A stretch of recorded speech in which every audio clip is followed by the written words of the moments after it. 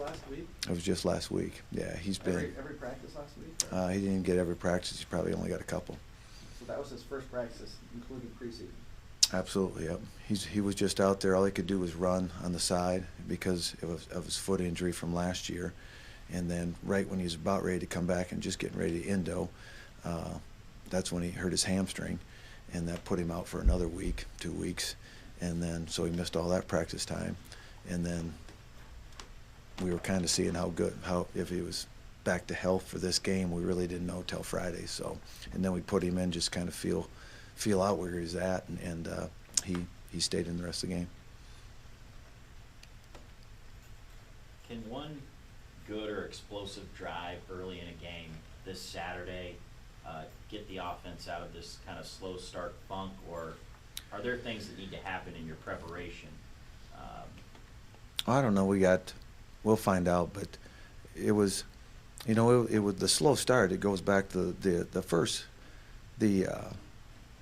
long pass. That was the first time somebody got behind us this season, and it was the first play of the game. So it wasn't the offense that was a slow start, the entire team, because the defense was out to a slow start. And, we rushed the ball for 4.5 yards per carry, I believe, on the day, something like that. So there's a lot of things that happened, and then we had a lot of things that did not go our direction, and we just have to make sure that we can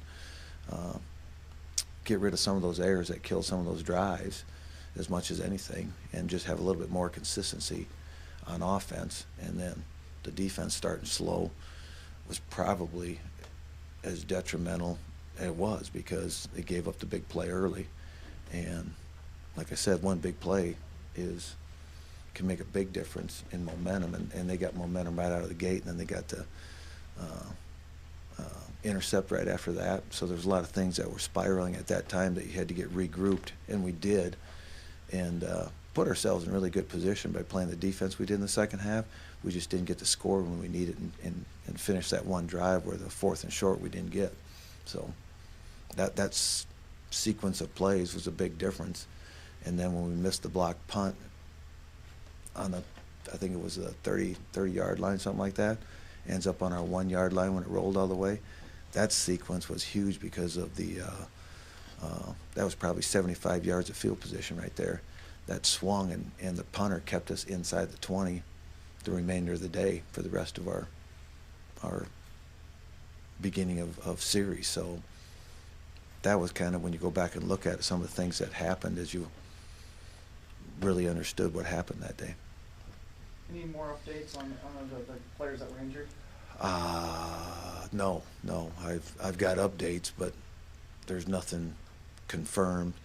I don't think you'll see Tristan this week, so I think that's confirmed.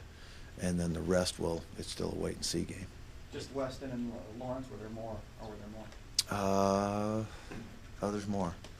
There's probably there's a couple others that are still in question too. If Tristan is doubtful for this Saturday, would Isaiah Weston and Roosevelt Lawrence fall maybe into the questionable category? Yes, absolutely. Speaking of Saturday, you got an unbeaten Youngstown State team coming in. What can you tell us about Penguins? Well, you've said a mouthful when they're undefeated. They played very well, scored a lot of points, and we all know they play great defense. So they're playing very good football. They got, again, they look like they're typical themselves, where they got those great defensive ends. They're running to the football hard, and they're scoring a lot of points on offense right now. So yeah, they've got a lot of momentum right now with a 4-0 start.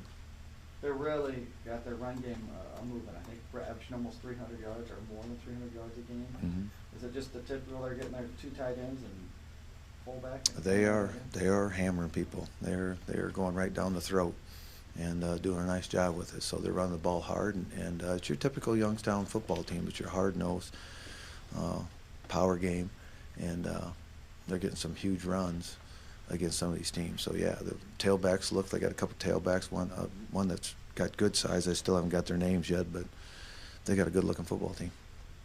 Well, now with your top 2 tight ends out, how do you prepare an Allen, a Scott, and a Gatros, or to put them in best position to succeed next weekend? How do you guys get them with 5 practices? I wish I had 5 practices. We're down to 3.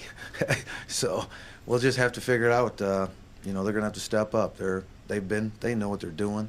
It's their skill set that we have to play to in this whole thing. So we'll see how it shakes out this week. But that is when we lost Briley and Tristan, you know, there's some things there that need to get shored up in a hurry because it affects a lot of your game plan. You know, no matter what personnel group you're in, whether you're in 22, 12, or 11, it affects all of them. So yeah, it has definitely changed a lot of things when you sit in a meeting room to figure out how to put the pieces together. Obviously, you go through it every year, but what about distractions of homecoming? How do you avoid, making that affect the team?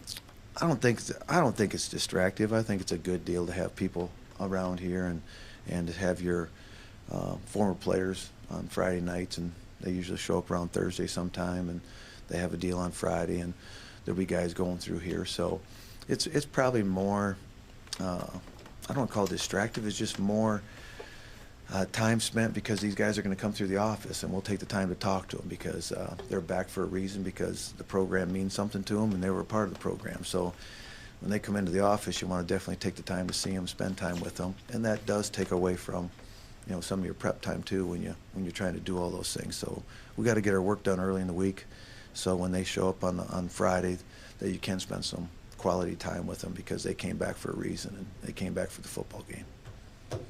You mentioned the run game a little bit. It seemed like you had success, but when you got behind by 3 scores, did that kind of take away what some of the things you wanted to do? But what you got to see was maybe a small sample of how you really wanted to perform? Oh, I don't know the exact answer to that. I just know we were running the ball good, and it was helping us, set up some stuff in the passing game. And, there at the end, things changed because they were just trying to keep the ball in front of them. So, you can't put a lot of those numbers together because it was a different time of the game. But I'd say all the way through, probably, I think we went for it right before, at the beginning of the 4th quarter. I think I went for it on 4th down. And really the only sequence in there is do we punt, pin them down in their end zone, and get the ball back somewhere around the 50 and do it again, or gain one more possession and go for the first down when it's 4th and 3, and we didn't get that one. So that was costly. But that was a sequence of events, and I think up to that point right there in the 4th quarter, I mean, that game was definitely winnable. I mean, the way the defense was playing, their time of possession was less than 2 minutes. So we had plenty of opportunities, but, when they kept pinning us at the 2-yard line, the 3-yard line, that kind of took a lot of that time off the clock to move the chains. On Will's interception, from where we were sitting, it looked like Jalen was open, but just that maybe that ball could have used a little bit of touch instead of velocity on it. Mm-hmm. Is that an example of kind of one of those things that you just got to be out on the field to experience, and even if it happens in practice, it kind of sets in different for him when it happens in a game? It's always different in a game, and that's why every time he plays, he'll get better. He has to learn these things. You try to throw those things and go live as much at practice as you can, so he sees these things. He's well ahead of the curve for a redshirt freshman, but that was a tip ball. I think that was his first intercept, and that was a tip ball to intercept on top of it. So, and it was across the middle. So that's happened to the best of them that I've gone through here. It was a linebacker got a finger on it, and anytime you're over the middle on a tip ball, somebody's going to pick that one off because it's going to float. And there's a lot of bodies out in there, so it is what it is. So that's not over concerning. You wish you would have put it up a little bit, but I mean, you're talking inches on split seconds. So I'm not going to be too hung up on that. It's just make the correction and move on. It seemed some more designed runs for him that you had success, or maybe things he saw. Was he making really good reads in that? No, that's what they gave us. I mean, they gave us some of those opportunities and how they were playing their defense, and their defense was very good against.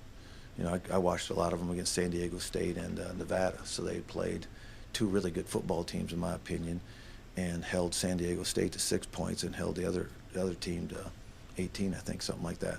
So their defense was playing very good. That's why when we started moving them the way we wanted to in the run game, it was very encouraging to what could have happened as we went through that game, because as I watched them, like I said, their opponents were very good, those two BCS teams, and they kept them in check. So our rushing game did very well in comparison to when we went into that game. Anybody else? Well, is it great to be, you know, now in the conference play, through the non-conference, really a tough stretch here. Well, all of it's tough, but. You know, the conference, non-conference, it really, when you play the teams that we've been playing, I mean, whether it was Iowa State or Weber or Southern Utah and Idaho State, I mean, what's the difference? I mean, even the Big Sky officials said before the games that they might as well invite us into their league because we played 3 of them.